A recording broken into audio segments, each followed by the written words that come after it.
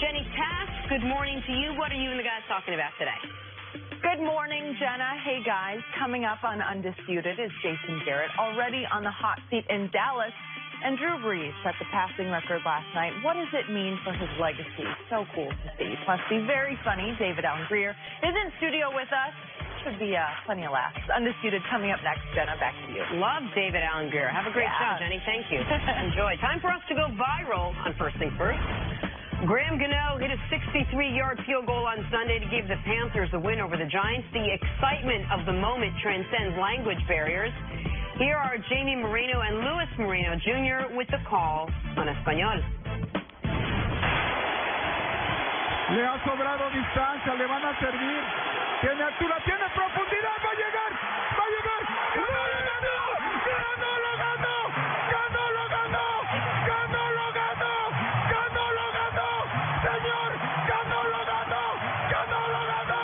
¡Yo sí le voy a los Panthers! ¡Saca, saca, saca, saca! ¡Yo sí le voy a los Panthers! ¡Saca, saca, saca!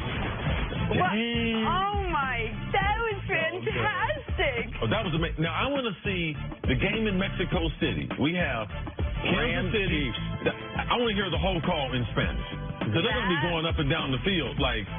That was so great. Maybe I shouldn't say this. Maybe you shouldn't. I'll say it. Maybe it's a cultural difference. I love... Spanish announcing is better than English announcing. It just is. Well, there's a better excitement level. It's just slightly better. Just slightly better. I don't know whether it's soccer. We cap our excitement a little bit. I mean, unless it's a grand slam home run to win the World Series, I think I can generally fix this cap. Oh yeah.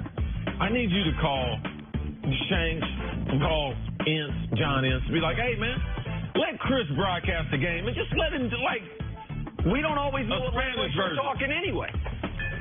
If I wasn't thinking, that would have been such a funny line. That was a good line. Very funny. Imagine Gus Johnson. Imagine Dicker the kicker in Spanish. Imagine Gus and myself. It wouldn't rhyme. Nonsense with Scotty punching you on the chest. Drew Brees, the barely 6-foot signal caller in New Orleans, started the night as the NFL's third all-time leading passer. This is our big story today. I'm afraid you're going to bleed to death on the death. He finished number one. Brees breaking the record on the 62-yard touchdown pass to Traquan Smith. 3 boys. It's adorable, and the daughter there. He finished the night with 363 yards in the air, completing 26 of 29 passes. The Saints rolled to a 43-19 win over Washington. Here is Drew Brees after the game. It's hard for me to reflect too much right now just because my career's not done. There are still goals to be accomplished. There's still challenges to be met. And so I'm still very focused on that. And yet when something like this happens and I can, there's so many people that are responsible for that can be a part of that, it makes me happy. It makes me proud and it makes me extremely grateful for the opportunity to play this game, to have played it as long as I've been able to play it, to have wound up here in New Orleans, which you all know that story. So it's been an unbelievable journey. And I'm just so grateful. That's nice to hear. CeCe, if you take a step back, how impressive has Drew Brees' journey been? Knowing who he is, where he came from, how he started, and how tall he is, if you want to throw that in there, too. Yeah, one of the things, this is a pleasure for me, year after year when we go to the Hall of Fame, we have the Ray Nitschke Luncheon. And you know the football story of all the pros, and all of us have an amazing journey. And when you hear the story, when they get done, you're like, wow, I could see why that guy got here. I could see the things he went through. And Drew Brees has that storybook type because, man, he came up in a football hotbed in the state of Texas. Man, he came within a 60-mile radius, man, they produced college quarterbacks and NFL quarterbacks like nobody's business. Went to a big school there, great facilities, went to Purdue, went through the Big Ten, broke all kinds of records there. Still people question his overall ability. Not a top 10 pick. Well, that's right, he's a second-round pick. That's the only reason why it was because of his height. Then he gets the injury where he walks off the field. I mean, his shoulder was locked. He had a frozen shoulder. People say, oh, Chris is making that up. No, it's actually what he had. He had a frozen shoulder, and you did not think that this guy who's walking off the field, I think he was 25 at that point, that one day he's going to hold all these records. So perseverance, taking care of his body. And he told me this.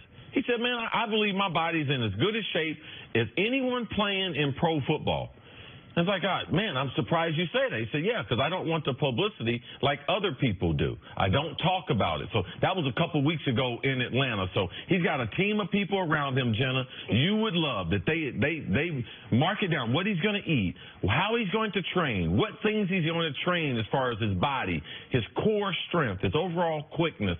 And Drew Brees, he might be short, but he's a great athlete that's playing quarterback. It's one of the greatest stories that I've ever seen in the history of this great league. And you made the point earlier that without Drew Brees, there's no Russell Wilson. Without Russell Wilson, there's no Baker Mayfield. As far as teams, those guys exist, but maybe they're playing a different position. Maybe they're not given the chance to show we can do it at this height. Like, there is a real, I don't want to call it bias, but there is a that's right. That's a bias against short quarterbacks, because what is football? Football is a game for big people. Explosive. The bigger, the better. Absolutely.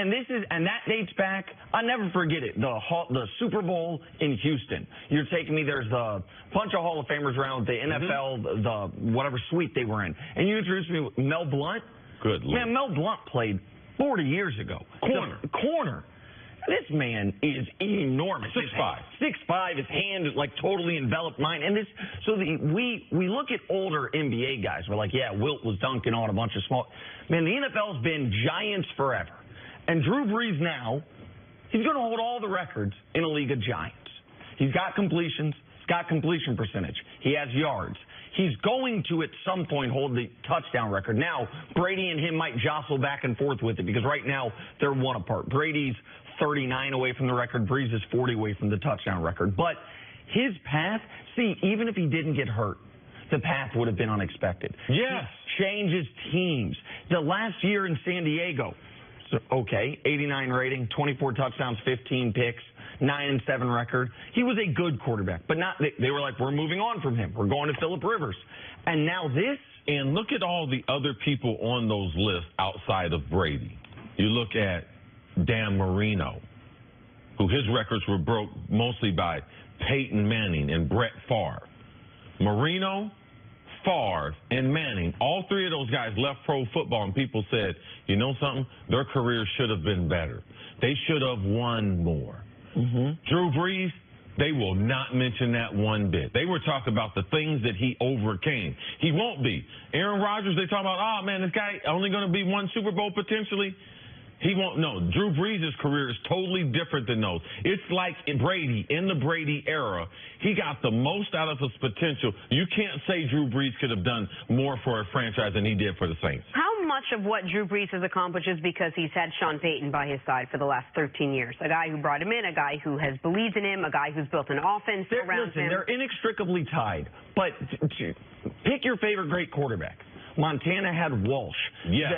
Peyton Manning had Tom Moore to go along with two Hall of Fame. To go with Tony Dungy, who let him do whatever you want to do. To go with Reggie Wayne and Marvin Harrison. Yes. Brady's got Belichick. Marino had Shula. Go back further. Bradshaw had Knoll. Brett Favre had Mike Holmgren. Absolutely. Staubach had Landry. Yes. Like, now, the other side of the coin, what quarterbacks have slipped through the cracks?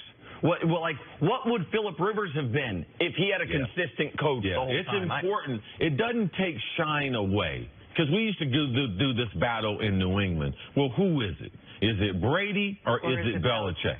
We shouldn't do that. In team sports, we should talk about the partnership. We should talk about Jordan and Phil Jackson. Like, that's a detriment, because two people are very, very good. 99% of all the players I've ever seen in this league in our great 99-year history, you need a system. You need a guy that believes in you. You need to get someone to design something to bring out the specialness in your ability, and that's what Sean Payton did with Drew Brees. There's one thing missing off Drew Brees' resume, and it's because he played in the era of Peyton and Brady and then Rodgers. He's never won a league MVP. He's won a Super Bowl and won a Super Bowl MVP, but he only has one first-team All-Pro, and he's never won a league MVP. He could win it this year. Jared Goff and something Pat Mahomes right now are the leading candidates. Because of what happened last night and the way it happened, there'll be some momentum like, wait, look at the year Brees is having. Right. Completing nearly 80% of his passes, still hasn't thrown a pick. It's such an all-time great. That was a great moment last night. Brees. We got to go now. We're back here tomorrow morning. Undisputed starts right now. Great show, guys. Nice show.